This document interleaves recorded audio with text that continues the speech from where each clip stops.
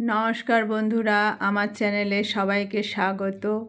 আজকে আমি বানাচ্ছি সিমইয়ের উপমা বা পোলাও। আশা করছি আপনাদের সকলের খুব ভালো লাগবে। এটা বাচ্চা থেকে বড় সবাই ব্রেকফাস্টে খেতে পারবে। তার জন্য আমি 100 গ্রাম সিমই নিয়েছি, আর গাজর, পেঁয়াজ, কাঁচা লঙ্কা এগুলোকে আমি ছোট ছোট টুকরো করে কেটে নিয়েছি। আপনারা চাইলে আরও সবজি এর মধ্যে অ্যাড করতে পারেন।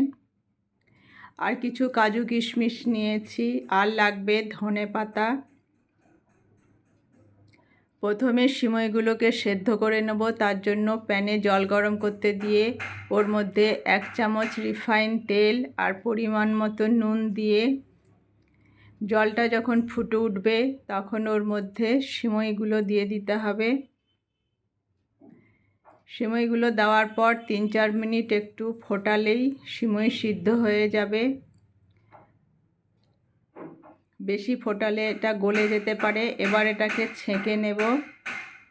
তার জন্য একটা ছাঁকনি নিয়ে এটাকে ঢেলে দিলাম। তারপর উপর থেকে একটু ঠান্ডা জল দিয়ে দিলাম। ঠান্ডা জলটা দিলে সিমইগুলো ঝরঝরে থাকবে। এবার কড়াইয়ে রিফাইন তেল গরম করে ওর মধ্যে জিরে, পেঁয়াজ আর কাঁচা লঙ্কা দিয়ে একটু ভালো করে নেড়েচেড়ে নিয়ে যে গাজরের কেটে রেখেছিলাম একটা, সেই গাজরের টুকরোগুলোও দিয়ে দিতে হবে। তারপর ওর মধ্যে অল্প একটু নুন আর হলুদ দিয়ে এবার ভালো করে ভেজে নিতে হবে যতক্ষণ না গাজরগুলো সিদ্ধ হয়ে যাচ্ছে।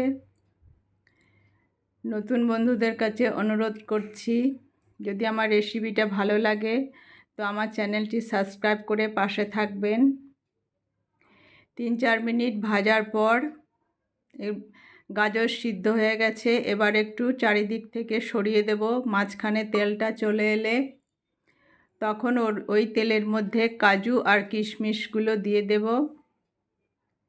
দিয়ে আবার 2-3 মিনিট মতো একটু নাড়াচাড়া করলেই ভালো করে ভাজা হয়ে যাবে। তারপর একটু ভালো কালার হওয়ার জন্য 1 চামচ কাশ্মীরি লঙ্কা গুঁড়ো আর অল্প একটু চিনি দিয়ে একটু নেড়েচেড়ে নিয়ে ওর মধ্যে সিদ্ধ করা সিমইগুলো দিয়ে দিলাম। সিমই দেওয়ার পর একটু ভালো করে সব কিছু মিশিয়ে নিতে হবে।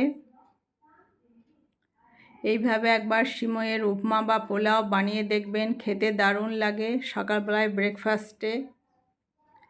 সব কিছু ভালো করে মিশিয়ে নেওয়ার পর লাস্টে এর মধ্যে কিছু ধনেপাতা কুচি দিয়ে দিলাম। দিয়ে আবার একটু ভালো করে মিশিয়ে নিলাম।